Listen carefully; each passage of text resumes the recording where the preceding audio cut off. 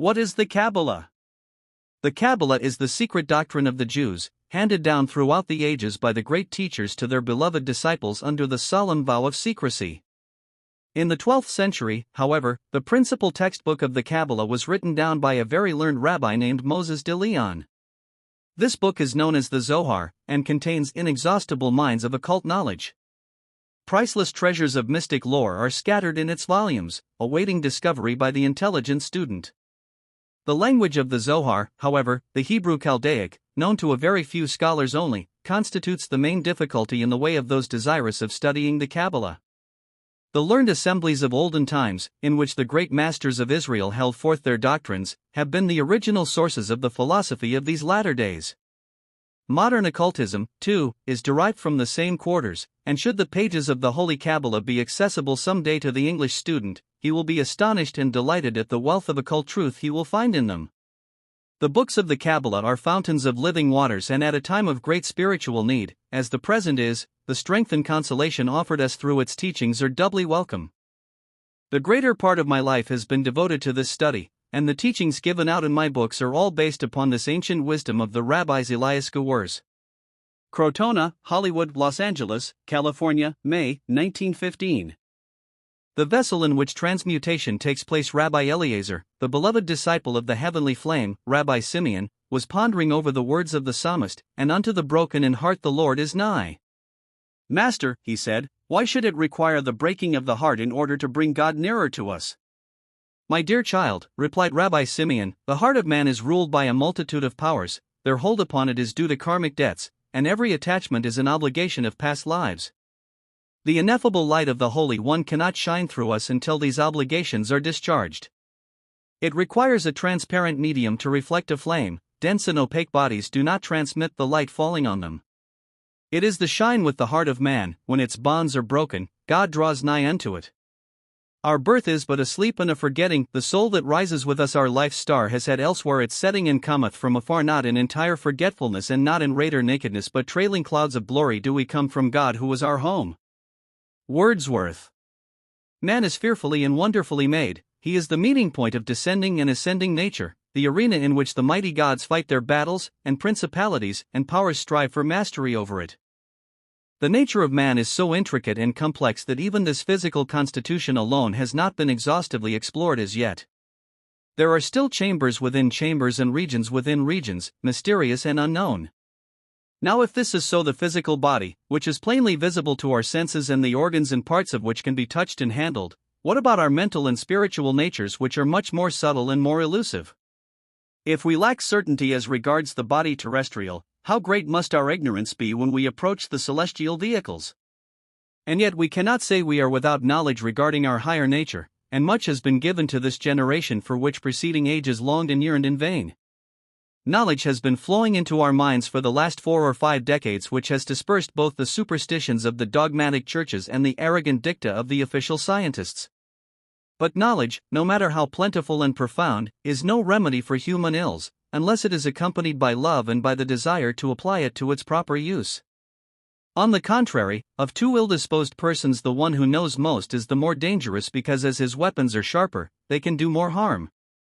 And, in fact, it so happened that with the advent of knowledge, its abuse grew apace, and side by side with the good, which it brought into the world, it gave birth to all sorts and conditions of evil.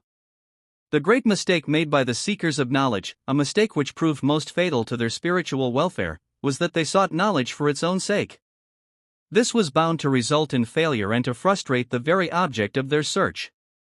Man's mission on earth is to attain freedom. Life must be freed from all that binds him to earthly associations. This endeavor is the supreme task of man individually and of humanity collectively. The alchemists of old illustrated this pilgrimage of man towards liberation by their various processes, tinctures, and manipulations. Their vessels, laboratories, metals, and transmutations were so many names for the one and the same thing, namely, the illumination of the human soul and her redemption from matter. The well-known saying, "to dissolve and to coagulate," meant nothing but to tear asunder the bonds of passion binding the soul to matter, and having dissolved even the most subtle threads of desire and attachment, to turn the life stream upwards and to coagulate it with the pure elements of the soul. The vessel in which this process takes place is the body of man. This vehicle of manifestation is the crucible in which the pure gold is tried and proven, the alloy and the dross burned away, so that only the sterling substance remains. The human body is the real cross upon which crucifixion takes place. Each ego chooses its own kind of cross according to its special need. If our body happens to be weak and handicaps us in life's race, it is not a misfortune though it seems. It may be awkward from a material point of view, but looked at from the higher vistas of the spirit, it is invariably a blessing and contains some great lesson of which the ego is in dire need.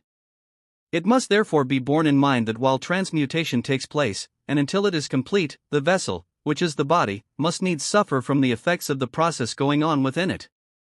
If the man has been living a riotous life in the past and then suddenly turns the other way about and wishes to become a saint, he cannot do so in the twinkling of an eye. His various bodies, which as we know are living and knowing organisms, do not at once submit to the change of front on the part of their owner. They feel that they ought to have been consulted about the transaction, and they make their grievances known by various pains and aches and discomforts. These are generally the symptoms accompanying the process of transmutation. The laboratories of nature are conducted on the same principle everywhere. Whether it is the chemist trying to compound a medicine or the alchemist trying to create a new substance, they both base their practices upon the eternal and invariable law of affinity which governs the generation and growth of everything in the vast realms of manifest nature. A little reflection will convince us of this perfect analogy subsisting between nature and man, and will help us so to order our lives as to profit by all the wise provisions which she has made for the welfare of mere creatures in all the kingdoms. When man first turns his eyes heavenward, praying to be lifted up, the task confronting him is tremendous indeed. The age-long associations of body, mind, and soul have to be severed and new affinities have to be established. Looking at these things from outside, we say one must exercise self-control. I wonder whether any one of us realizes the fullness of the glory of that human being who has really overcome. It really amounts to the making of a new creature, one ceasing to be a man and beginning to be a god. We understand, of course, that the real battle is going on inside the man. What we see on the surface are only moving hands on the dial of a clock. The clockwork is inside. The springs of conduct are hidden from our eyes, the cause of things is beyond our ken. We often believe we know ourselves and our interests, but the real man and his real needs pass our comprehension. In his infinite wisdom, the Supreme Lord has thus ordained it that self-knowledge should come to man by degrees. While his nature is being transformed, the knowledge of self filters in. Just look at the 4 kinds of yoga taught by the Eastern sages. They were designed to facilitate this introduction of self-knowledge into the mind and the establishment of normal relations between the divine and astral-mental parts of man. Raja Yoga was to purify the lower man, Karma Yoga was to turn his energies into sacrificial work, Gnani Yoga was to refine his manasic vehicles by mental exercises and study, and at last Bhakti Yoga was to unite him to God by love and devotion.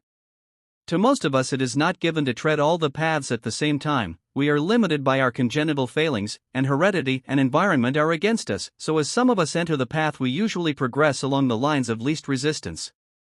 If we are of a practical turn of mind we become karma yogis, if students, we become gnanis, if we are strong-willed we subdue our bodily and psychic natures and become raja yogis, and if our natures are affectionate and the love element is the strongest then we become bhaktas.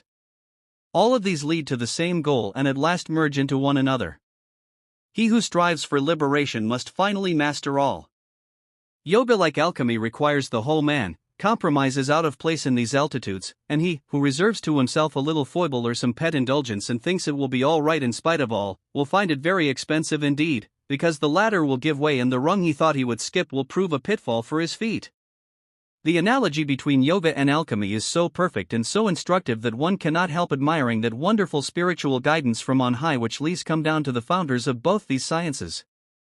You are aware that yoga comes from the East, while alchemy comes from the West. I believe that no great work has ever been accomplished by man on earth without help from those spirits of just men made perfect, who are always around us like clouds of witnesses to render help wherever needed. Now the system of yoga has been taught for centuries in India and the practices of alchemy have been studied for ages in Europe. Both these schools have had helpers in the higher spheres who inspired their labors. That the teachings of both agree in their essential principles is one more proof of their divine origin. Now the most salient feature of both yoga and alchemy is their agreement as to the vessel in which the operation is to take place.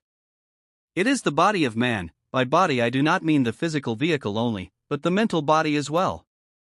Both have to be put in the furnace and purged from their old dross until the glorified spirit is free.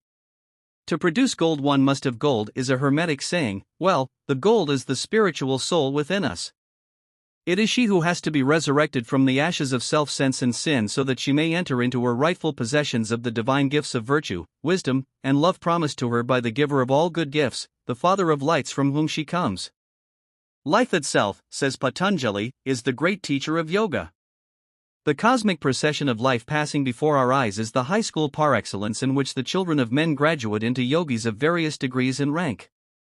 Every cycle pushes humanity a little further upon the high road of evolution, and as one spiral is passed and another reached, man finds he has grown almost imperceptibly in all the graces and accomplishments incidental to the latest stage of unfoldment. Those who wish to go ahead of their brethren must not wait for the generality of men, they must step out of the beaten track and, as it were, take a hand in their own making. The present moment is very favorable for this independent departure, because the cyclic law favors it and the new dispensation into which we are entering makes it easier of accomplishment.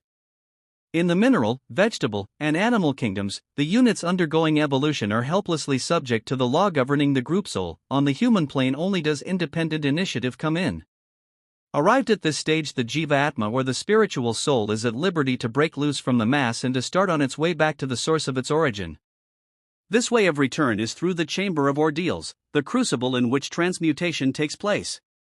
All metals must be purified and transformed into gold, which means that all outgoing tendencies must be mastered, drawn in, and turned upward so that they may serve to energize the pure spirit and help to manifest him according to his dictates instead of drawing him as hitherto after their own inclinations. It is impossible to describe the process in particular as, owing to karmic bonds, we all have different burdens to bear, but on the whole it is safe to say that at any time in our life we are to be found in just that place and surrounded by just those conditions which, if understood and respected, would invariably help us to fulfill the law and by so doing draw nearer to the goal, namely, the liberation of our souls from the bondage of illusion.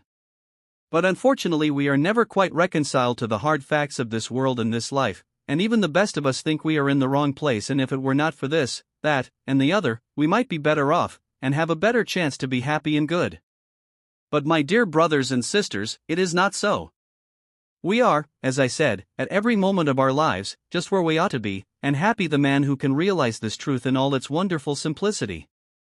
The vessel of transmutation into which we have been thrown will never give us up until we are quite ready and well done. Let us not oppose the process and thus retard the advent of our freedom. As you are aware, everything in this world is governed by analogy. The law that governs the atom is the same which governs man, and the law that presides over the evolution of man is identical with the law that rules the universe. Bearing this in mind, how significant every act of ours becomes. Often even slight and seemingly unimportant actions of ours may, in their ramifications, generate karmic results of tremendous importance to our fellow men and to the world. Especially is this true of people of high spiritual status. They are doubly responsible for their thoughts, words, and deeds, because they create corresponding effects upon the higher planes. To him to whom much is given, of him much shall be required, that is to say, the man of power must be alive to it, that with the acquisition of power he increases his obligations, and the more powerful he grows, the more sacrificing must he be. When the lower elements of our constitution become transmuted and refined, we acquire great powers and many gifts, and the danger arises that we may not adequately appreciate the solemn duties attaching to them. The law of God can never be broken, it is we who break ourselves in violating its eternal decrees. Having overcome most desires, as we finally do, in the process of transmutation, we must also overcome the greatest of and most subtle of all desires, and that is the desire for power.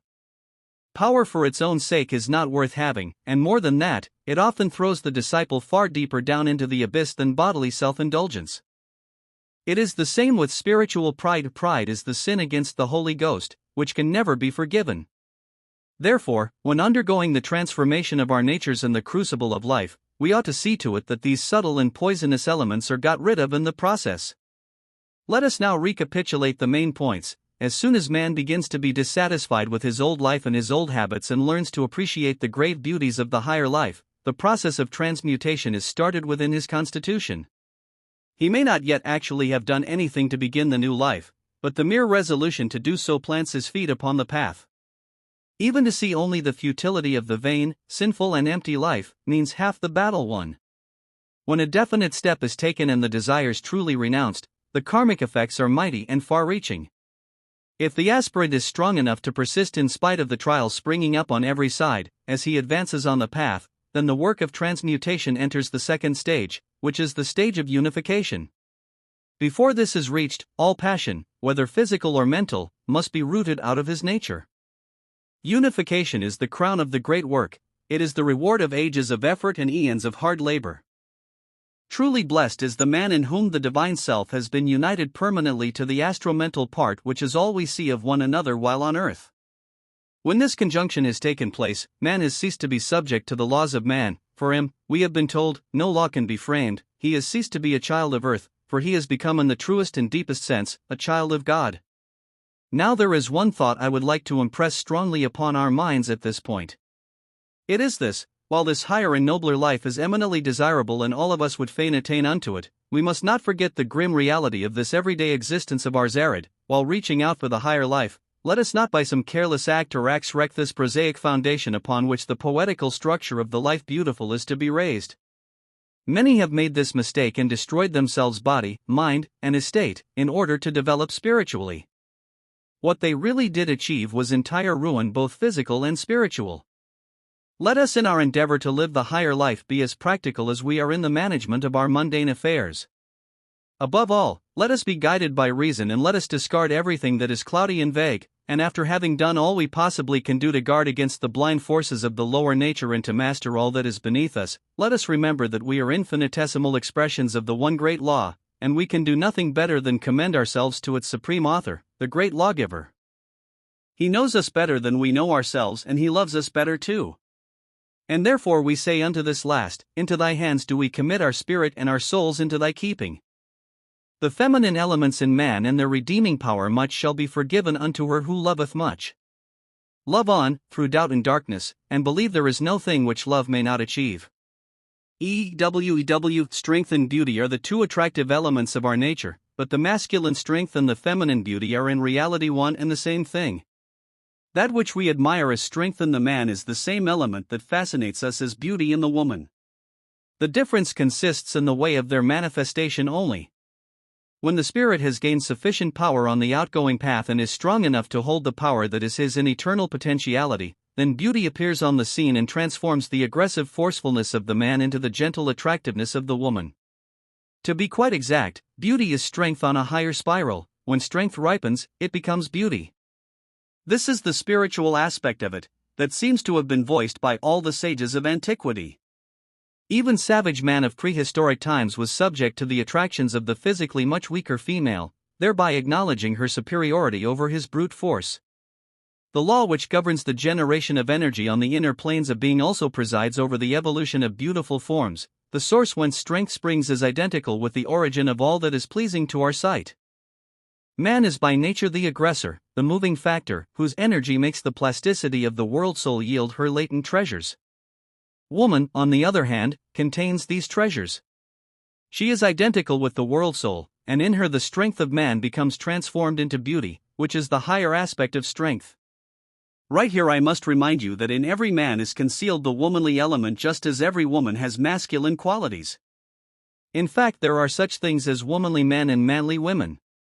Here we are concerned with the spiritual nature, and as regards this, it is well for us to bear in mind that the feminine nature is far superior to the masculine both in its sensitivity to the unseen, and in its capacity of sacrifice and devotion to the ideal.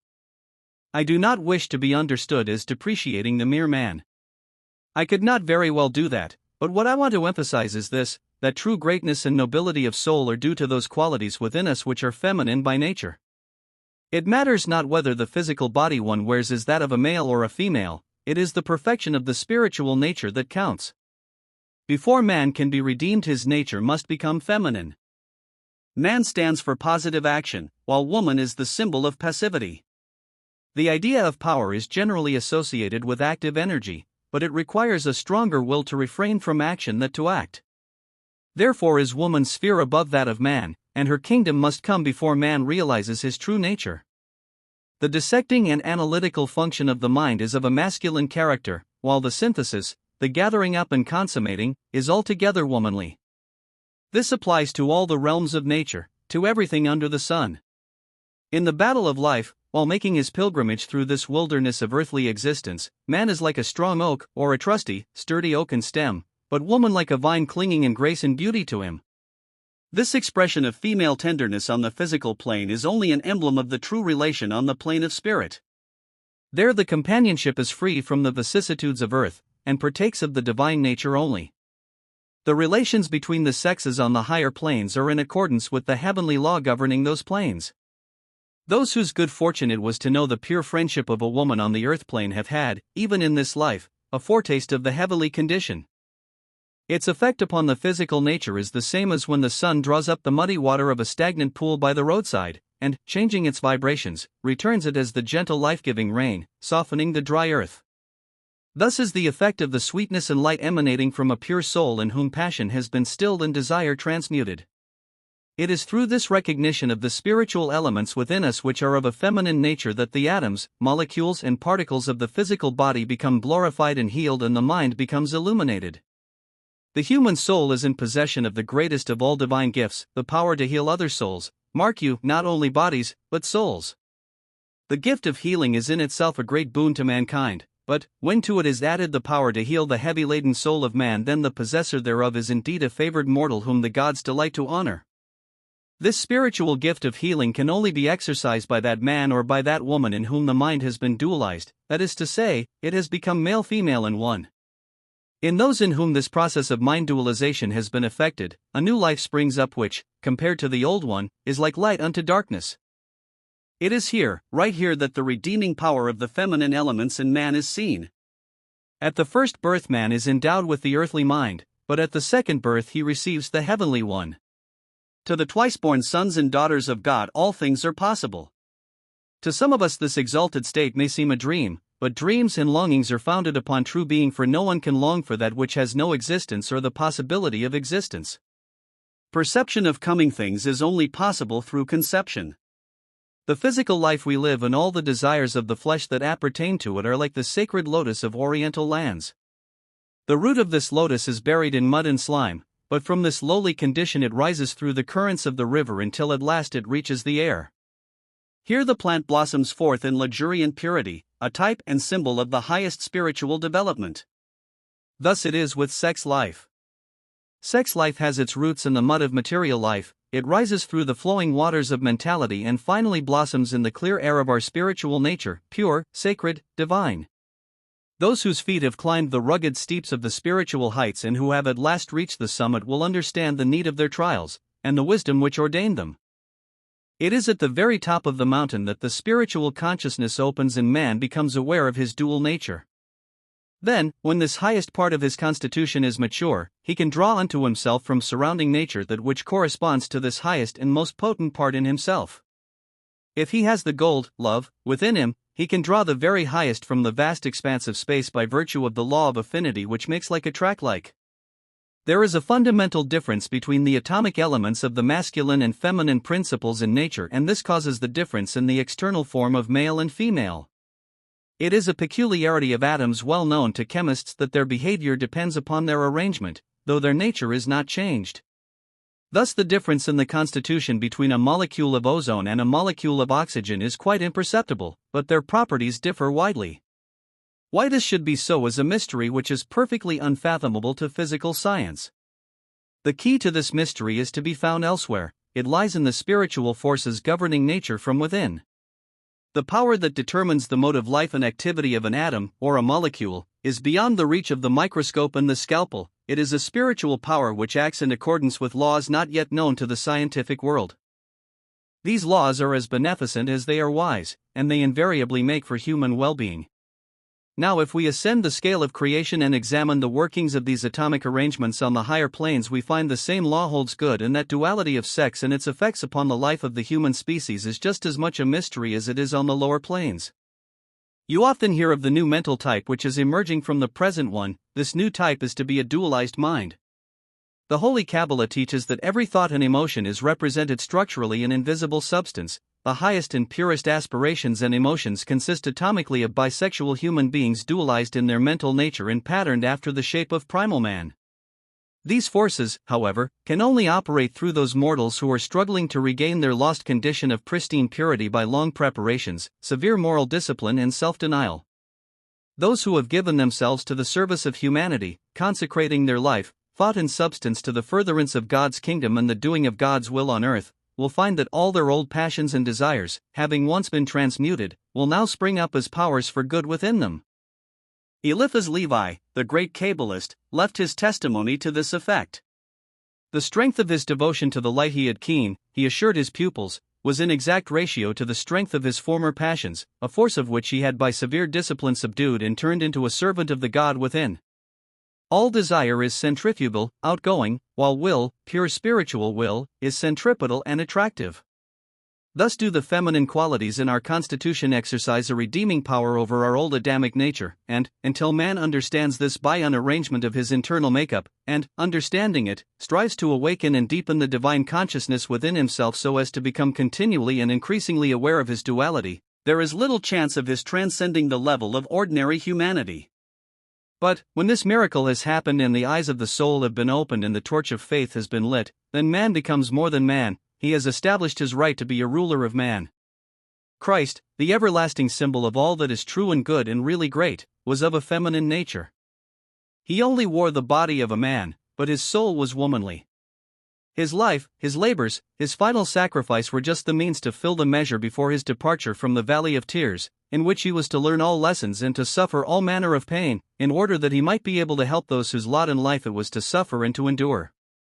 If we wish to benefit by the redeeming power of the feminine elements within us, let us recall the memory of the Lord of Compassion and the agonies of his spiritual crucifixion. It is an ordeal we all must pass through, sooner or later. Let it be sooner. The supreme message of this ordeal to us is that we may not try to escape from our karma, but whatever betide us, we should say, "Let this cup pass from me, yet not my will, but thine be done." Thus shall we learn to be patient under tribulation and strong in the day of trial. Millions of human beings, our brothers and sisters, are waiting for our help. We cannot help them until we have ourselves overcome. The physician must first heal himself if he is to be of any use to the patient. It is a hard path to tread, the path of overcoming. It has been called the path of woe, but it is also the path of glory.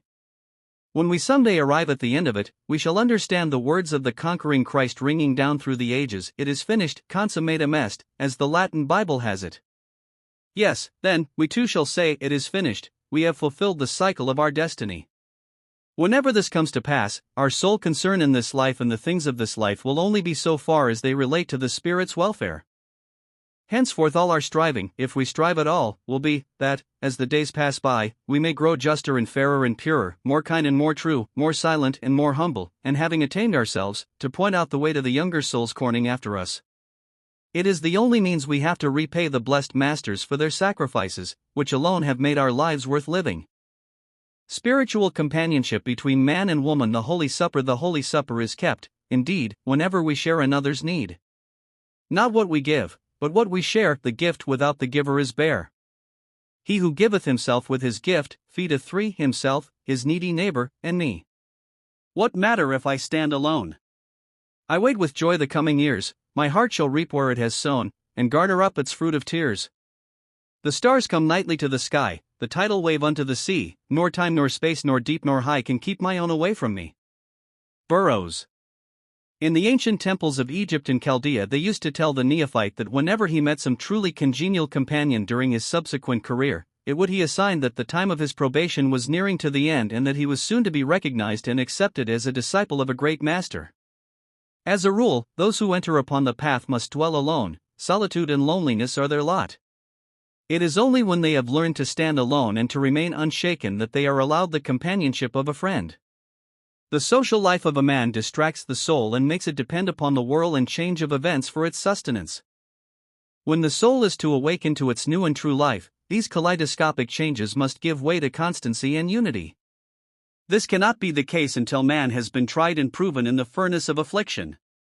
When he has tasted of the bitterness of life's cup and emptied it to the very dregs, When one after the other of what we call life's joys have been taken from him and he has lost his health, his possessions, and his friends too, then a sense of utter loneliness comes upon him and he enters what the mystics call the great void. Here he has to stand his trial. If he passes it successfully, he is admitted into the inner court of the temple, and permitted to know the true character of his karma and the laws under which it operates. Ordinarily, the children of men are ignorant of karmic law, and they do not know the ways and the means by which they are judged. But the disciple does know these things, and this knowledge enables him to work with the law consciously and intelligently. As soon as he can do that, karma relaxes its rigidity and, instead of the measure of judgment, the lords of karma grant him the measure of mercy. That is to say, he can now partake of the things of this world and be in it, without being of it. Spiritual companionship is one of the blessings that come into the disciple's life at this period. He begins to recover his friends, but this time they are friends of the soul and bound unto him by ties of spiritual affinity. What a comfort and a joy to the suffering soul when she finds a sister soul here on earth in whose company she can make her pilgrimage to the other shore. Blessed are the souls that do find one another while on their journey homeward bound. The help they can render each other covers many planes. The various forces human beings are possessed of, magnetic, electric, sympathetic, mental, psychic and moral, are all capable of being raised to higher planes of activity. They are all biological in their essence, and, as such, subject to the dominance of the spiritual will. The union of two beings strengthens the dominion of the will, and especially is this the case if the union is between members of the opposite sex. The reason for this is the difference in the magnetisms of the male and female bodies. Every atom in our constitution is surrounded by a magnetic circle. This magnetic circle consists of positive and negative particles, balancing each other. The mental and spiritual particles of our higher bodies are likewise constituted. Between two human beings of the opposite sex, provided their mentalities are congenial, the same relation exists on a larger scale. The electric elements preponderating in the male organism are balanced by the magnetic currents of the female body acid. The harmonious exchange of the magnetisms thus generated is the cause of that feeling of exhilaration and joy which a pure companionship between man and woman invariably produces. So much so, that it often seems that the physical bodies have no weight, but appear to float along without effort. No wonder that the participants in such a union looked forward with great delight to the time when they would meet. The old-fashioned conception of life, the prudery and restraint in the social intercourse of men and women, were responsible for a great deal of harm. Untold misery was the result of most of the marriage relationships, because the partners did not know each other sufficiently. But apart from it, the most innocent contact between the sexes was looked upon askance by people whose minds have not been pure enough to think of love as a divine gift that can be expressed on many planes much higher than the physical. Happily, these notions are gradually passing away and man and woman can sustain friendly relations to each other. The evil-minded person, who thinks of wrong at the sight of what is God's most perfect gift to the children of men, that person condemns himself because the evil he sees is in his own mind only. To the pure all things are pure. To return to our subject, the magnetisms streaming out from the auras of man and woman are differently constituted. Through their interblending, positive and negative life elements are obtained. This interblending creates life, and life is not a material substance, but a spiritual element, highly refined in potential with great possibilities and with great power. Now all these benefits to be derived from the association between man and woman are non-existent for those who have not yet mastered their passions and lower emotions. People who live on the lower planes of life may derive a certain pleasure according to their evolutionary status, but this is not what we are here concerned with. The aspirant striving to enter the temple of knowledge and wishing to taste of the heavenly joys of pure and undefiled love must have subdued his desire nature. His mind must be like a limpid lake, calm and tranquil, on the surface of which not a ripple is to be seen. Having accomplished this purification, man and woman are fit to be spiritual companions, but not otherwise. That it is worthwhile to go through this ordeal has been testified to by all who have attained unto the goal. There is a love which few have known. It is the love that opens the soul's inner portals and admits our spirit into the Holy of Holies, the sanctuary of the pure soul. There the glory of the divine image is restored, and nature crowns the victor with the laurels of a consummate happiness, of which in ordinary life there is not to serve us as an illustration. Wisdom, the ultimate aim of life, can only be acquired if the law has been fulfilled. The fulfillment of the law implies that we have had our share of all experiences. If some of them are missed, our education is incomplete. Before we attain unto final liberation, we must ascend the ladder of earthly life and view from every rung of it the world around us. It is this which is meant when we are told to look intelligently into the heart of men. We must learn our own lessons, even the highest, by passing through the full gamut of the things which human life has to offer. There are, however, two ways of passing it, the lawful one and the lawless one. The lawful way of gaining experience on earth is the partaking of all it has to offer under the guidance of the Spirit and only in proportion to the Spirit's actual needs. Lawlessness steps in when we desire for the sake of desire and do not respect the soul's protestations. The disciple to whom desire is only a means of gaining knowledge uses it in accordance with the eternal design which called it forth. On whatever plane desire exists, it is only a means to an end for him, and he does not allow it to tarnish his higher nature, or to create within him the germ of attachment to any form or shape of it. This resignation in the midst of the objects of desire is productive of great and lasting strength. The continual balancing of the centrifugal and centripetal forces of spirit generates the divine power of overcoming all the ailments of body and soul and endows us with the supreme virtue of healing all manner of disease. The spiritual companionship between man and woman has the acquisition of this power for its purpose. Owing to her experience in past lives, woman's interior nature is more centered in love than man's, and consequently she supplies the necessary welding power to hold man's psychical and spiritual natures to a given center. The divine self, though ever present in both sexes, cannot appear to us, unless the love and power elements are blended and eternal silence has been born in the soul. As man and woman grow in spiritual worth, their power and influence for good go on increasing, and they become focal points for the hosts of heaven watching over humanity. Under the guidance of these guardians, and, while doing their bidding and cultivating their higher nature, man and woman grow in all excellence. Those treading the path of discipleship find great help in such a congenial companionship. The continuous transmutation of bodily structure is attained and furthered through such soul communion, and through the mental activity consequent upon it, the body is changed cell by cell. This transmutation is the same as the alchemic process by which food and drink and breath are changed into blood, from blood into aerial fluid and then into etheric or mental substance. Then the ego touches it by its own vibrations and it becomes more etherealized into soul or auraic essence. Every conscious effort we make to uplift and refine the physical body is a step towards the quickening of our spiritual faculties, the deepening of our insight, and the increase in wisdom and understanding. The process of life is a continuous chain of sublimation and refinement. Beginning with the lowest and crudest forms of matter right up to the highest expression of life, everything is undergoing evolution and transformation. Speaking of matter, we are thinking of tangible material such as we can see or touch or recognize by the physical senses, but air is matter and we live completely immersed in it and in other airs, that is to say, finer elements than the one we call air. In these tenuous regions our evolution is going on while we are unaware of it. But all the same is the substance of those planes subject to the universal law of transmutation. We are, as it were, unconscious agents of nature on those planes, and she uses us to effect her designs everywhere. The higher virtues of love and devotion subserve this purpose of refinement on the higher planes. You often heard it stated by our great teachers that the sentiment of love purifies the emotional body, so does the sentiment of devotion. It virtually then comes to it that, even when we think that we are acting in a most spontaneous way, bestowing our love upon the object of our affection, or offering our devotion to our ideal, even then we are only instruments of nature who works through us like a clever craftsman in the execution of his plans.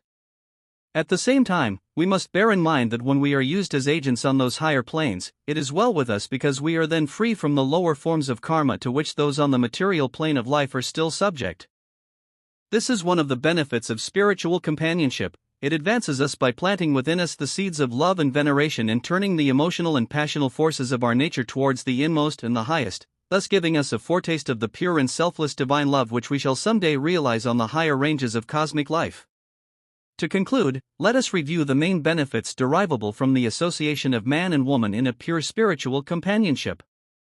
First, the relation must be established between people of congenial natures. They must love the same things and be devoted to the same ideal. The more such ideals they have in common, the better for them, for their ties are strengthened thereby.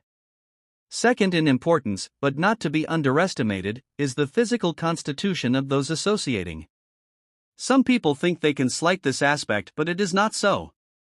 Though true sympathy is of an interior nature, it must not be forgotten that our senses are avenues to the Spirit, and things that are to commend themselves to the Spirit must be pleasing and acceptable to its sentinels outside, which we call our senses. Perfect sympathy can only subsist between partners whose bodily constitutions only introduce true harmony into their relationship. Where the slightest repulsion exists, owing to external antipathy, the bond of union must needs be weakened. If harmony has been established on the physical, mental, and spiritual planes, and the purpose of the given association is to serve the highest which both partners cognize, then divine revelation comes to them and enlightens them in all things. It is the voice of God in the garden telling how to crown the sanctified life with beauty and joy, and how to make it a milestone for the wayfarers of succeeding generations. Star to star vibrates light, why not soul to soul? If the purpose of life is beneficent, as we know it is it not the duty of each being to serve as a channel for the spread of light and the increase of joy? When two human beings are united for this object on earth, the angelic hosts on high bless their union and take them into their charge. They are led through the highways and byways of life and shown the untold misery and suffering, calling for aid and comfort. Looking around them, they learn how to love those who know not what love is, how to pity, how to help, and how to grow godlike. Thus strengthened by their own devotion to each other, they pass along on their mission of mercy, pouring out their benedictions upon the needy and distressed with whom their karma brings them in contact. Their own pure personal love has taught them love divine, which is purer still. Having profited by their association in body, mind, and soul, they now work on the plane of spirit, as servants of the Most High God. Truly blessed is the portion of such, for they have found favor above all other mortals, and, even when all things of earth shall pass away, their loving deeds will live. For such there is no fear of death, for, having fulfilled the cycle of their destiny on earth, they will continue their labors of love in the regions beyond, in the gracious presence of the Lord of hosts, of whom we are told that his mercies endure forever and his compassions never fail. The knowledge of God obtainable through love pure and undefiled, a picket frozen on his duty, a mother starved for her brood, Socrates drinking the hemlock, and Jesus on the rood. And the millions who, humble and nameless, the narrow pathway of duty have trod, some call it consecration, while others call it God. The vague notions still prevailing among leaders of thought as to what constitutes the summum bonum, the highest happiness, are responsible for most of the chaos of our social life and our systems of education. As long as we are not quite certain as to what the goal of humanity really is, we cannot possibly order our lives to the best advantage. Man's chief glory is the faculty whereby he knows. As long as material conditions constrain him to spend the greater part of his life in manual labor, he cannot of course devote much time to the cultivation of his intellect, but, since the advent of scientific devices for labor saving, humanity has been in a better position to care for the intellectual upliftment of the masses. The higher education has been increasing, art and literature are flourishing, and every one, no matter how humble he be, seems to be anxious for knowledge and eager for culture. With the progress of the sciences, however, the problem arose how to utilize their application so that it might result in the greatest happiness for the greatest number. This is indeed a mighty problem, worthy of the attention of the best and bravest of men. How can we use these God-given gifts of inventors and their discoveries, so that they may not result in multiplying human misery but rather in its reduction and final elimination? The answer has not yet been found so far as practical life is concerned. We still use our best energies and the most clever intellects to manufacture implements of war and to organize bodies of men against one another. Our economical conditions too are in a state of perpetual disorder. Each man is for himself, millions are perishing annually for lack of the very necessaries of life, and few of us seem to care. There is plenty of food and an abundance of everything to make life comfortable, but the goodwill seems to be lacking to make all these good things subserve their proper purpose, namely, the welfare of all. As man masters nature and frees himself from her tyranny, the need for utilizing all her forces to increase the sum total of human happiness dawns upon him. He realizes the vanity of all things which narrow his horizon and the poverty of even the greatest of pleasures if they serve only the petty self.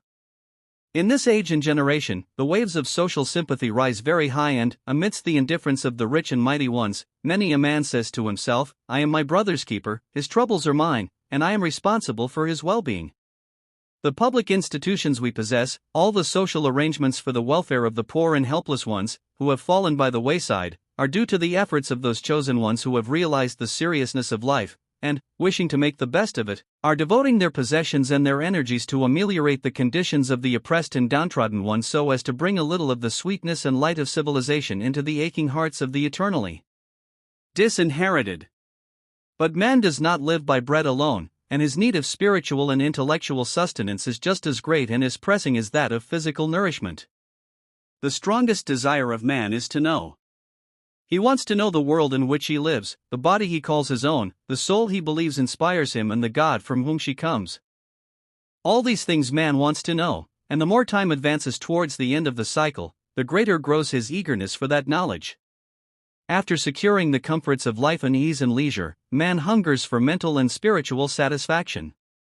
Of all the defects of the present organization of society and of the cruelties consequent upon it, none is so fatal to the welfare of man as the denial of knowledge to the inquiring mind and of the chance of culture to the aspiring soul.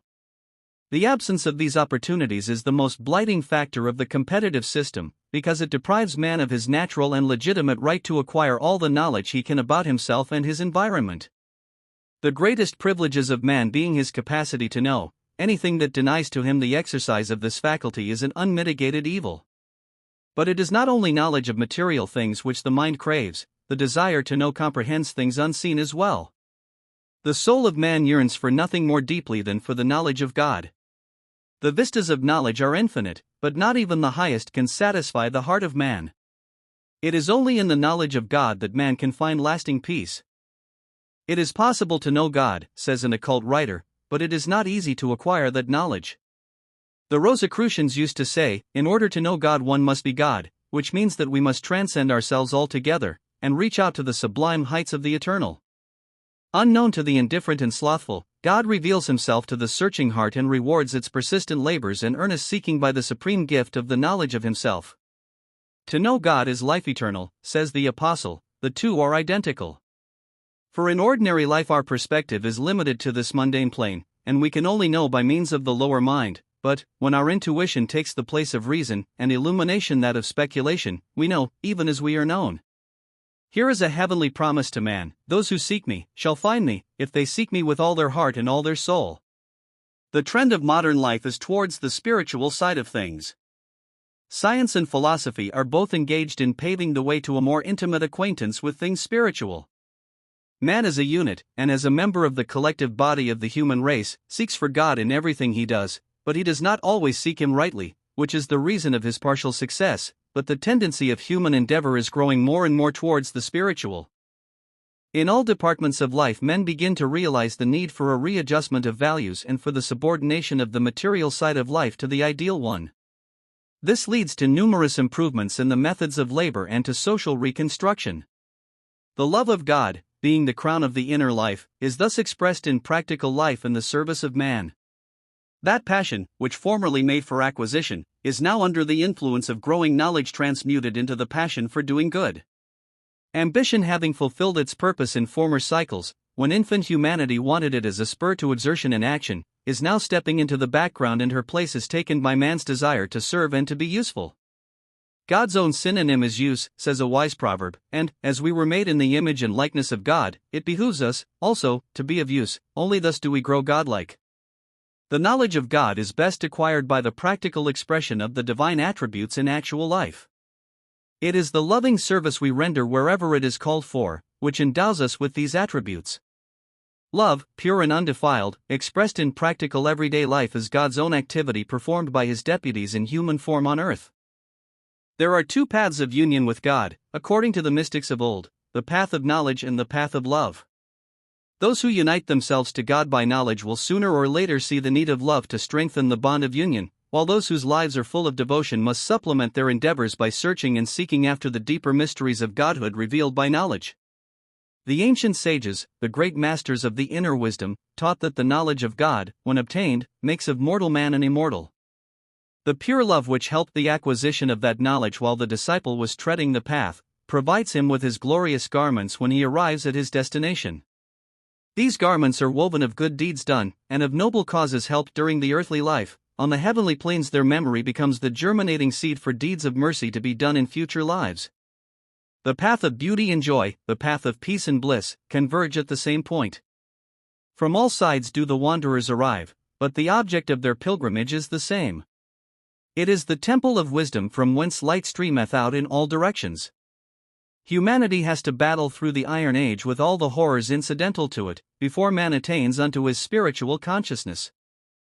While the battle lasts, every effort counts, and every single step taken by the individual pioneers brings mankind nearer to the portals of the sanctuary in which all mysteries will be solved and all tears will be dried. There man will learn to understand the secret of his voyage through the cycles of time, and the purpose of his sojourn on earth. Until that time arrives, all our work is only preparatory. To utilize the fleeting moments, to obey the Spirit's guidance, to detach ourselves from all that drags us down and to join forces with all that lifts us upward, that is our task for the present. The knowledge of God is obtainable and will be ours, but the only way we can attain unto it is by the constant practice of charity in thought, word, and deed, and by the expression of love pure and undefiled. The mystery of time and space sometimes comes to soul and sense the feeling, which is evidence that very near about us lies the realm of spirit mysteries. Whittier. Time and space are the fundamental conceptions which form the warp and woof of our thought. We cannot think of anything except it is, was, or is to be, and yet, in their very essence, time and space are the most elusive of problems and can never be grasped by the mind of man. What is time? What is space? What existed before time began, and what will remain when time is no more? What does space mean? Is it a homogeneous substance of one kind? Or is it heterogeneous and formed of a variety of elements? Where does space cease to be? What is there where space is not? Now these are a few questions very interesting indeed and pregnant with thought. We may not succeed in finding a final solution to the lot of them, but we may perchance succeed in contributing a mite towards a better understanding of them. Science, the interpreter of the laws of nature and of the principles underlying them, cannot help us in our search to solve the mystery of time and space. The proper domain of science is the physical universe. This modern archangel, science, has no wings. An invincible giant, when her feet touch the earth, her marvelous power, her initiative, wisdom, and penetrating intelligence are all gone the moment she rises above the soil, and, though it be only a few inches, upon this battlefield she is overcome at once, faint and almost inanimate in an unequal battle because she could not readjust her energies to new conditions. At present science is a child of earth and waits for her Redeemer, through whom she will be born again a child from heaven.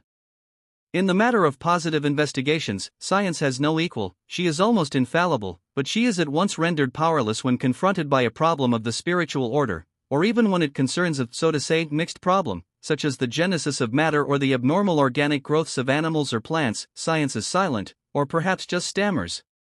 Now that which the seemingly almighty scientific mind cannot accomplish by its own unaided efforts, the spiritually awakened soul can, and often does, accomplish. Time and space do not exist for the soul of man. The mystery which they constitute to the earthly mind is non-existent to the enlightened spirit. Time, or the succession of events, pertain to things material. On the spiritual planes we live in feeling and thought, and it is the feebleness or strength of these which determines the quality of our life on those planes, and distinguishes one being from another. Space again is equally illusory to the soul. Spirit is not separated from spirit by distance, but by discord of nature, and on the other hand spirit is not united to spirit except by the affinity subsisting between them. We can be thousands of miles away from our loved ones, but we do not get estranged from them thereby, whereas we may be very close in space to one wishing us ill, and the fact of spatial proximity will not bring our souls nearer to each other. The eternity of time and the infinity of space can be viewed and grasped by those beings only whose minds have learned to function beyond those concepts. Just like the law of karma, which must be transcended in order to be understood, so must the limits of time and space be got rid of by the spiritualization of our thought before we can grasp their meaning. To incarnate humanity, dependent in 1,000 different ways upon material conditions, time and space are necessary conceptions. Without them there would be chaos in our minds. But for the liberated soul, even on the earth plane, time and space can be relegated to the limbo of things superfluous. When man once makes up his mind to live the higher life and to think of every experience as related to the spirit and either helpful or hurtful to it, then time and space will matter little to him. His motive and his action and the spirit that prompts them are all that he cares for, from the moment of his surrender. The dignity and meaning of our lives do not depend upon the years we have lived, nor does the height of our spiritual stature bear any relation to our physical dimension in space. It is only the things which make for growth and perfection that really do count. And, on the other hand, only those events injure us which weaken our faith and obscure the larger hope. The education and spiritualization of our well-being, the immediate object of our terrestrial existence, time and space signify to us only as much as they serve that object. The only other purpose which time and space serve is the lessening of the evils inherent in the lower life of the race. The evils from which humanity suffers are not eternal, but confine the limits of time. They diminish and their intensity decreases in the same proportion as humanity expands its life both in space and in time. The end of all those evils will be their ultimate disappearance by being reduced to what geometry call the infinitely little. It will happen in the same way, to use a simple illustration, as would be the case if a pound of salt were thrown into a bucket full of water. It would strongly salt it, while, if it were thrown into a cistern, it would only very slightly do so. In a pond, its taste would hardly be noticeable, and absolutely nothing would remain of its effect if it were thrown into a river. Humanity's evils, too, will disappear in the infinity of space and the eternity of time. Time and space are the remedies which can cure the evils afflicting mankind.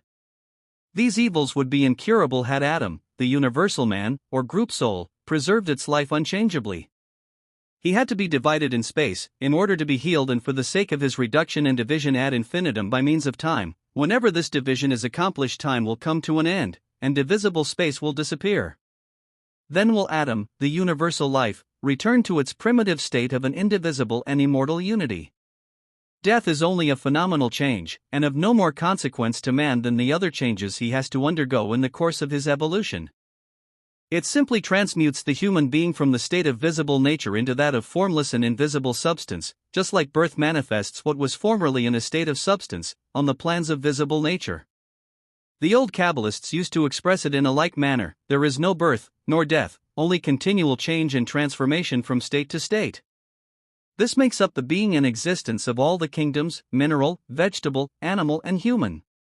So time and space fulfill their mission by curing the evils from which mankind must needs suffer in its early stages of evolution, and by providing the race with the means of redemption from all that is base and unworthy. Having freed himself from the limitations of time and space, man realizes that he is a citizen of this grand cosmos and that his rights and privileges, as an immortal and eternally progressive being, cannot be gainsaid. In the infinity of the universe, man feels for the first time at home.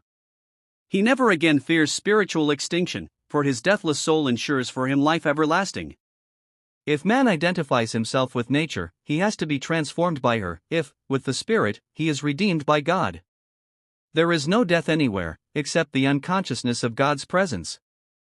To acquire an abiding consciousness of God's presence means to have transcended both time and space, to live in the spirit, and to prepare oneself for service in the higher worlds and vaster systems, where there is neither time nor space, but where the divine spirit grows in all excellence and perfection. To the world at large these things sound strange, but to the children of light, whose affections are set on things above, a glimpse comes now and then of the glories awaiting the man who has overcome. The process of overcoming is an individual one and can only be known by the soul that experiences it. The words of the prophet remain forever true: and to him that overcometh I will give to eat of the hidden manna, and a white stone will I give him, and on it shall be written a new name which no one knoweth save him who receiveth it. The peace that passeth understanding, for only they who in full completeness have drained life's wine to its very lees, with all its bitterness and all its sweetness, can joy completely in God's great peace. Hawthorne. St. Augustine was one of those few church fathers gifted with the true vision. One of his beautiful sayings is to the effect that our hearts shall ever be restless until they find rest in God. In the course of our journey through life, we try to assuage our pain by many things. We plunge into work and think that will make us forget the dreariness of our existence, but, failing to find satisfaction in work, we try pleasure, and naturally that, too, is disappointing even more so. And so again we try mental culture, but with no greater success, and then we despair and begin to wonder whether there are such things as peace and contentment to be found in this valley of tears we call earth. Despair is generally a forerunner of better things, and when a man is good enough to despair of himself, it shows there is still something left in him worth tribulation. This something begins to show its vitality when it alone, of all things, has been left. Tolstoy says that man's worth to the community where he lives and to the world in general dates from the day on which he knows himself to be worthless. When he loses all, he gains all. To the seekers of peace, something similar happens. Peace is a plant which grows in the desert of our inner nature only. When everything has become like a desert, when everything has been dried up, even our tears, when we can no longer cry, and the very flower of life has faded, then peace germinates in the parched soil of the desolate heart, and, just like the fair flowers in the garden, our lives begin to emanate their sweetest fragrance when we are bruised and wilted and altogether trodden down. This applies to the occult life especially, the occult life, the one we have to live in this world, surrounded by its hardships and cares. Our every relation to people and environment is indicative of our occult status. The circumstances are our teachers, and, if we do not learn from them, our life has been lived in vain. Just look at the rose, and its form and color, the fine lovely texture of its petals and its sweet aroma. It is only because the sweet spirit that animates it knew how to adapt itself to its environment and to attract all that was needful for its growth and perfection, that the rose became what it is. The same law holds good on the human plane. Let us be like the spirit of the rose, and we, too, shall dispense the benediction of our qualities to all that pass by. Those who seek peace must vibrate it themselves. But peace cannot be found before its time, for it must be borne in mind that for long periods during our evolution strife and stress are necessary. When, however, the time arrives for the soul of man to rest from her toils, there enters the heart a kind of rhythm which we call peace. Peace is to the heart what rhythm is to matter. Even in the physical organism, a kind of rhythmic peace must obtain. The soul's atoms are mingled with other lower atoms, but never combined. An illustration from chemistry will help us to understand this clearly. Oxygen in pure air is mixed, but not combined, with nitrogen. When these two gases are combined, according to their proportions, the result is a deadly poison. This is exactly the internal process. When the atoms of the various parts are mingled harmoniously, the result is physical and spiritual well-being. When discord ruptures the rhythm of their vibrations and their harmonious balance, disintegration sets in and disease results. If matter moves rhythmically, it is pleasing to our eyes, and our feeling on beholding it is a restful one. In the heart of man, peace fulfills the same functions. Without it, nothing of worth can be accomplished by man, while to the peaceful soul all things are possible. The mistake modern intellectualism makes is in believing that the brain is the real agent in all important work. The serious observer of life knows this to be a fallacy. The brain is not the important part of the house in which man resides. The center of life is the heart, and, if consciousness does not take its residence in the center of life, it will become separate from life and cease to be. Those who desire to develop spiritually must think with their hearts. Man is a constellation of powers in which all kinds of seeds are contained. The heart is the seat of the central power from which all the others derive their vitality and inspiration. That they may live and function properly, the central power must be at peace with itself and with each one of them. When this is the case, peace reigns supreme and registers itself in the countenance by an attractive angelic radiance. Kindliness and peacefulness always produce beauty and give the face a touch of heaven, for beauty is the light of the soul reflected in the forms of matter. All of us have at one time or another met people who were a perpetual mystery to us, owing to their constant and changeless calm. Nothing seemed to ruffle them, they took everything just as it happened, and everybody just as he was.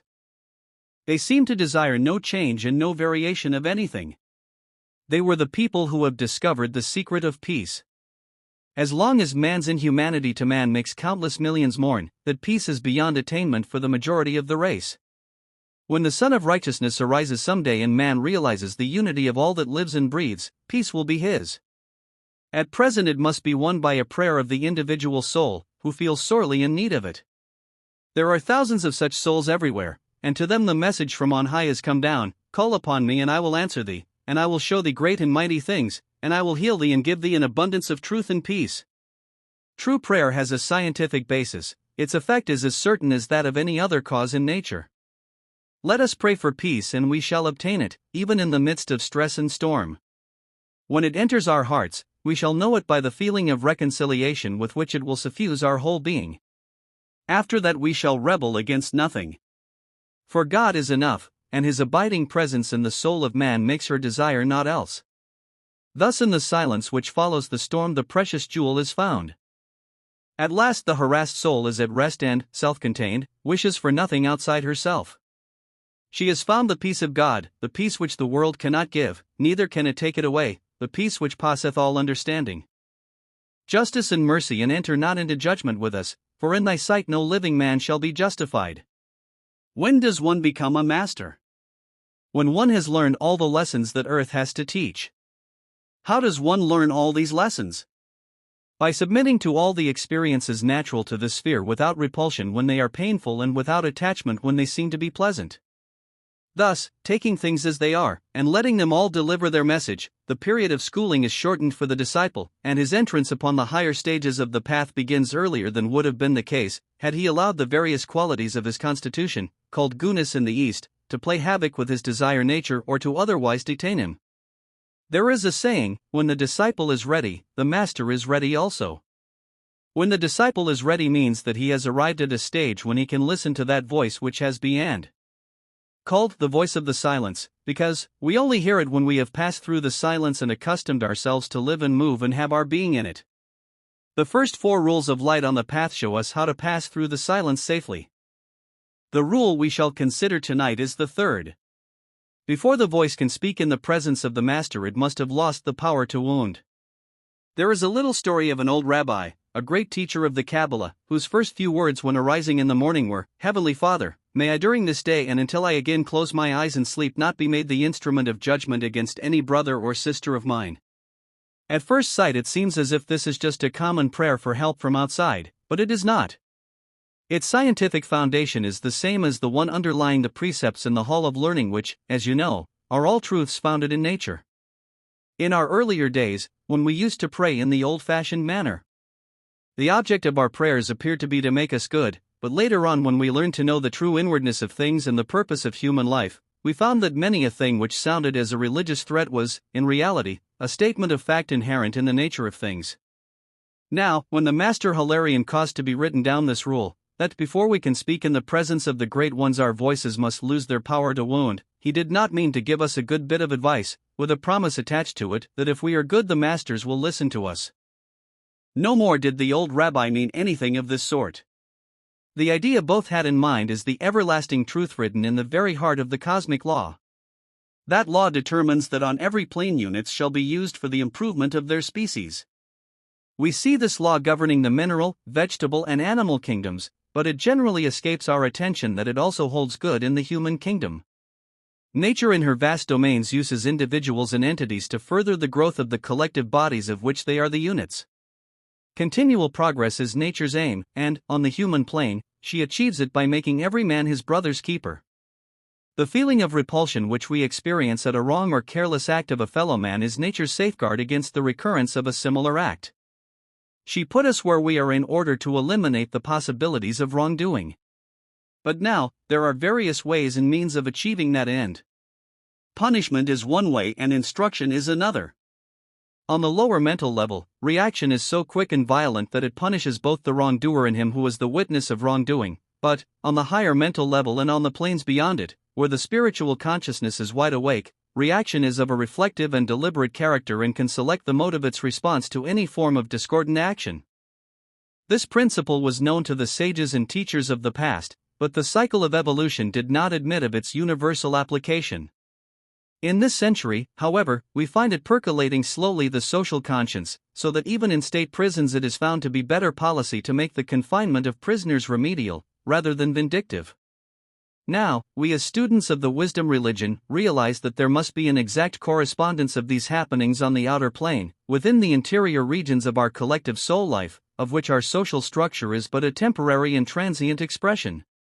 We see nature using us individuals as instruments to carry out her behests and while so doing refining both instrument and materials. On the plane on which those we call masters work, there is no room for violence or for anything like it. Correction there is, by means of loving instruction only. Now, as the Theosophical Society is, so to say, the training ground for future disciples, those who watch over it find it necessary from time to communicate to us some of the rules governing life on those exalted planes. Light on the Path is such a communication, and the rule we are now considering is the one destined to regulate the relations between individuals aspiring to follow in the footsteps of those holy teachers who have learned all their lessons in past eons of evolution. Now, apart from the reaction to wrong, which takes actual form by punishment, there is a finer and subtler mode of reaction known as criticism or judgment. To have lost the power to wound, our capacity to criticize and judge must have undergone the same change as the social custom of punishing crime is gradually undergoing. Our very way of looking at things must change. To students of theosophy, this should be easier than to those ignorant of the ancient wisdom. We, who know that the personal life is an illusion and that this whole existence is simply Maya, created by nature in order to evolve the true self, should not find it hard to see that the tendency to wound, whether it be by thought, or word, or deed, is one of the deceptions practiced upon us by external nature, prior to the awakening of our true selves. It is she who makes us resent wrong and repel the wrongdoer. Our true self knows no resentment and is free from repulsion. In days to come, it will be as uncommon to criticize a spiritual failing as it is today to criticize a physical one. Even at the present time, well-brought-up children would not laugh at a blind man, or at a lame one, nor would they make fun of the deaf and dumb, and yet, does it ever occur to us that, whatever the misbehavior, crime, or vice of a fellow man may be, if it awakens in us any other feeling than love and pity, it is because we are not yet well-brought-up children on the plane of spirit. When the sixth root race arrives, there will probably be hospitals for criminals and nursing homes for vicious people, and they will all be treated with the same loving care as we now treat those who are sick in body. It is to prepare us for this stage that light on the path has been given to us. Before the voice can speak in the presence of the masters, it must have lost the power to wound. To realize this rule in its fullness means to be free from the tyranny of nature, and, instead of being unconscious instruments in her hands to chastise and to give pain, we become teachers and helpers and healers, and exercise mercy instead of judgment. Every time we are called upon to act, we are faced by our trial, and it depends upon our attitude whether the doors to further progress shall be open to us. The first of the vestures we have to lay down at the entrance to the temple is that innate tendency to judge and to criticize, because it is a loveless proclivity of the old Adam, and within the temple there is no room for that which is loveless. Therefore the great masters of the inner wisdom warned us that before our voice can be raised in their presence, it must have lost the power to wound. As long as it wounds, man cannot teach, neither can he help. Those who wish to become helpers of the race must not be instruments of judgment, and that is why the old rabbi, the teacher of the Qabbalah, prayed every morning immediately after rising, "Heavenly Father, may I during this day and until I again close my eyes and sleep, not be made the instrument of judgment against any brother or sister of mine. On the threshold of the sanctuary I know not where his islands lift their frond palms in air, I only know I cannot drift beyond his love and care." Whittier. Before the soul can stand in the presence of the Master, she must have been washed in the blood of the heart.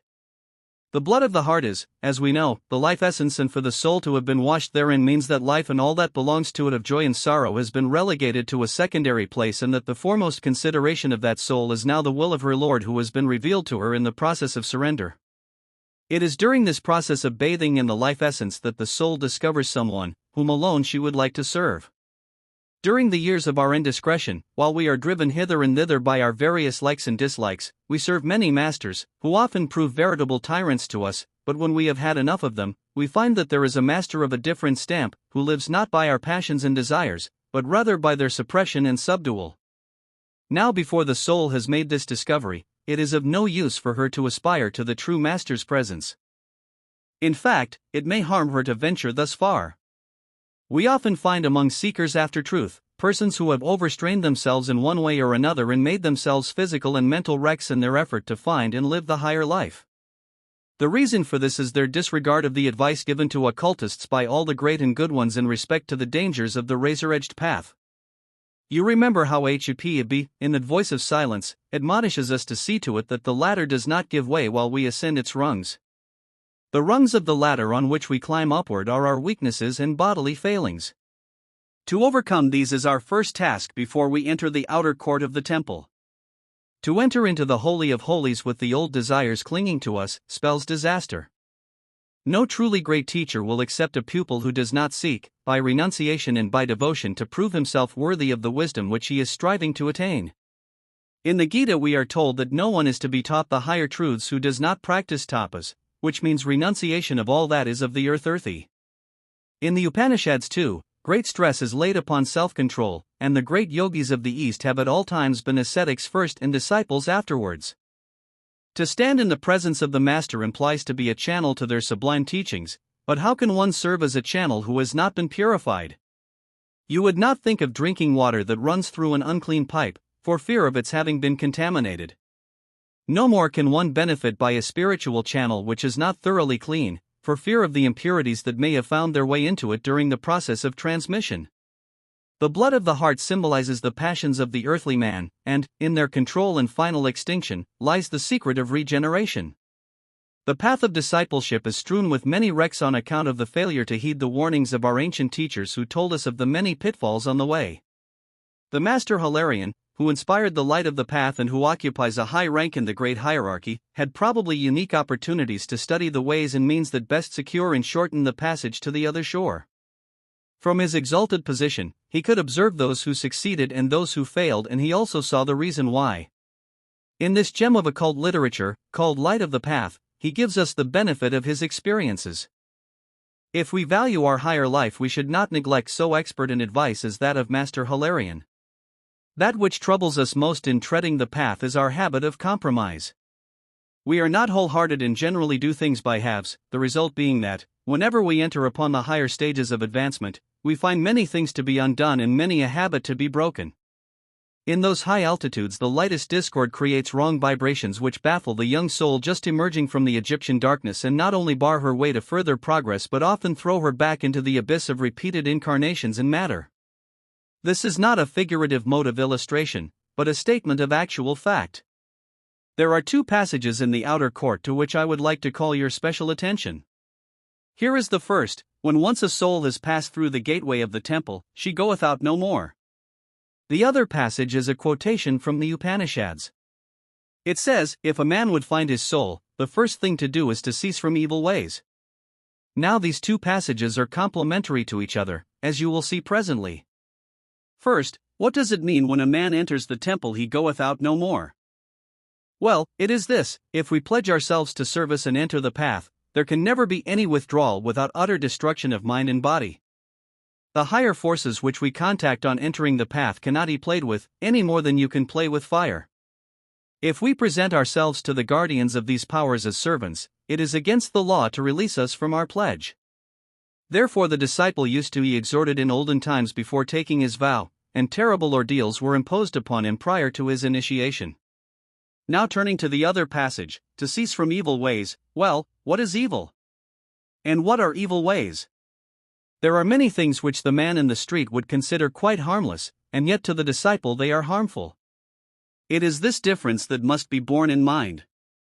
For the disciple to cease from evil ways means to refrain from every act, and thought is an act, let us well remember, which has not the absolute approval of the higher self. If the desire nature in the mind have been so trained as to respond to every command of the Lord within, and if love has become the supreme sovereign, ruling in the heart of the disciple, then may he pledge himself without fear of falling back, for then only can he be sure to have ceased from evil ways. There is a stage in the disciple's life which merits our special attention. It is the period of the great trial of his faith. At this stage the law of affinity makes itself felt. This well-known law which governs the mineral world holds good in the spiritual life of man.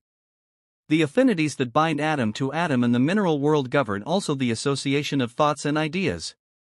If we try to cast aside the habits of a lifetime, as we generally do on entering the path, then this law of affinity, which lies latent in our subconscious nature, suddenly rises against us and binds us to those tendencies which have grown up within us throughout the innumerable lives of the past. The disciple's task, having to face this opposition, is to fortify himself in his inner stronghold, and to exercise all the divine patience of which he may be capable, in liberating himself by short degrees from the chains which he himself has forged. The quality most needful in this struggle is sweet patience.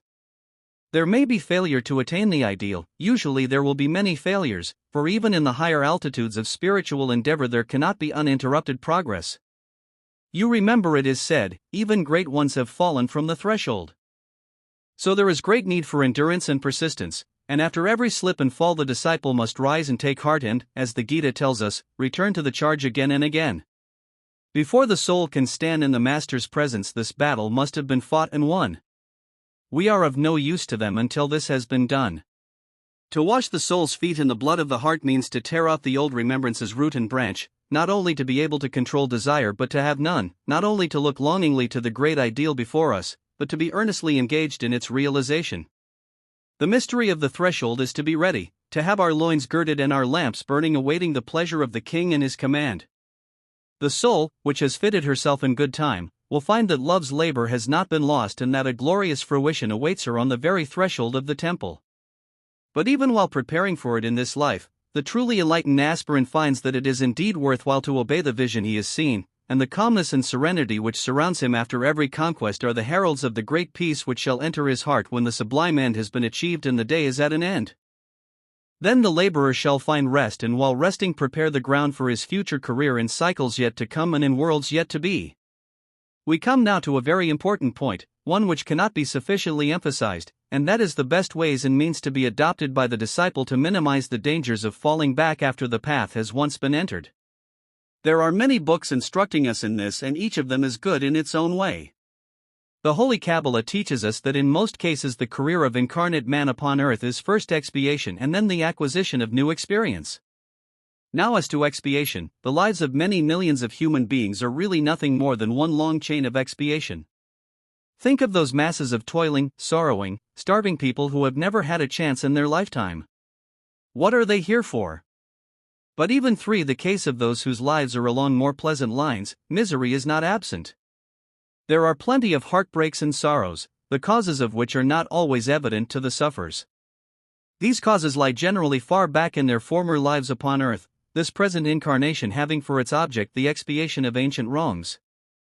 In the case of disciples, this truth of expiation should never be lost sight of, for it supplies a much-needed explanation of many otherwise puzzling experiences that advanced students are called upon to endure. Then there is the second object of incarnation, namely, the acquisition of new experience.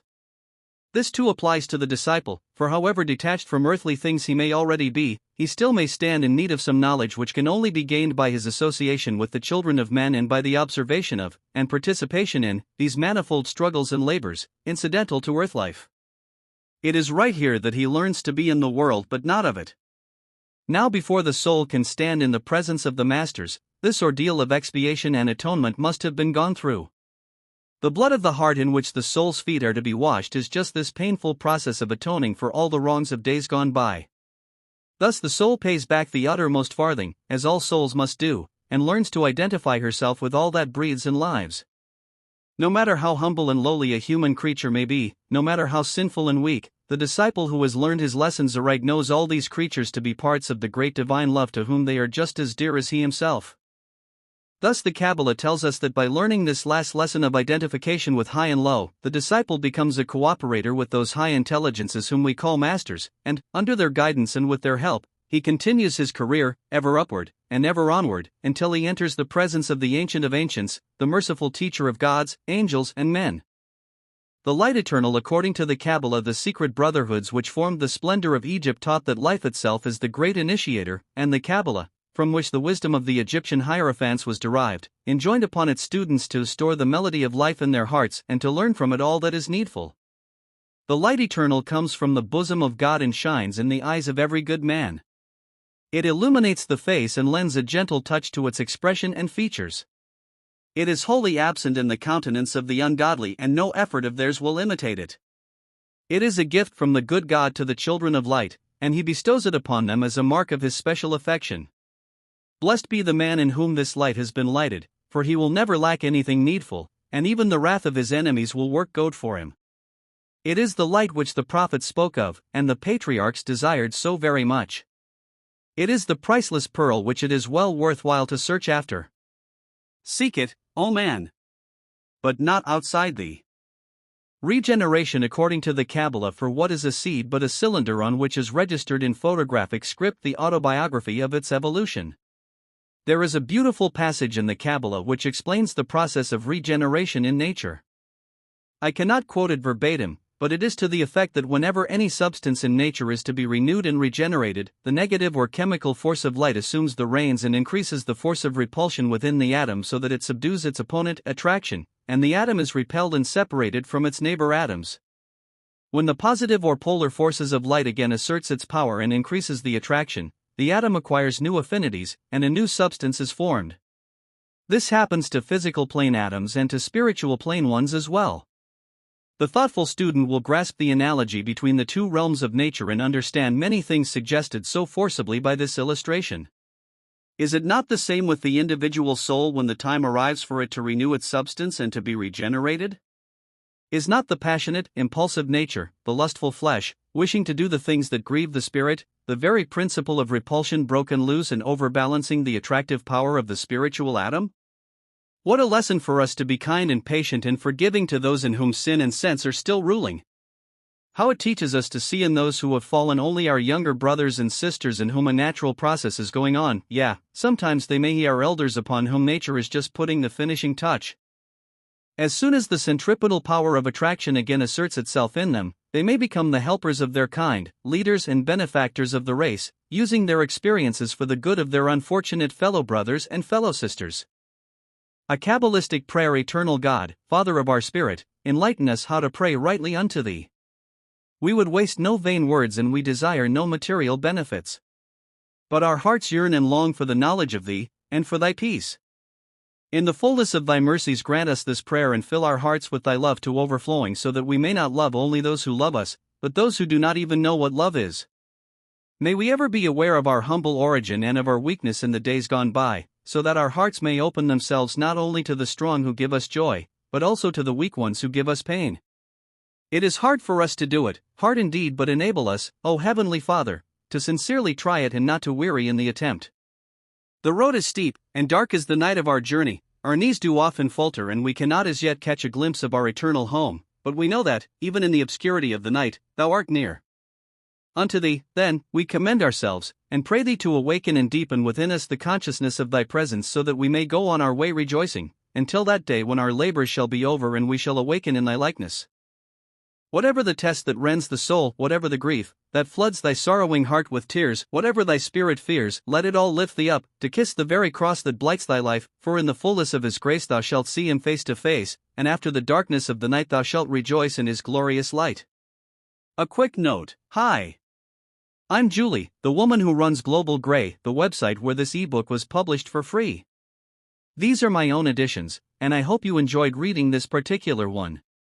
To support the site, and to allow me to continue offering these quality, and completely free, ebooks, please think about donating a small amount. If you already have, thank you.